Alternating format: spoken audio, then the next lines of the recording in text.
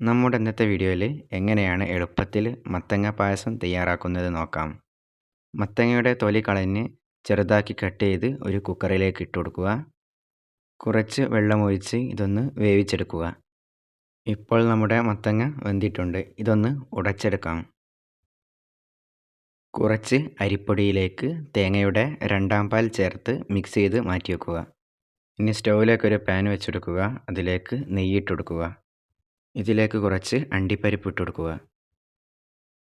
ഉണക്കമുന്തിരിയും ചേർത്ത് ഇളക്കി വറുത്ത് കോരി മാറ്റാം. ഉടച്ചു വെച്ച മത്തങ്ങ ചേർത്ത് കൊടുക്കുക. ഇതൊന്ന് ഇളക്കി കൊടുത്ത് വഴറ്റിയെടുക്കുക.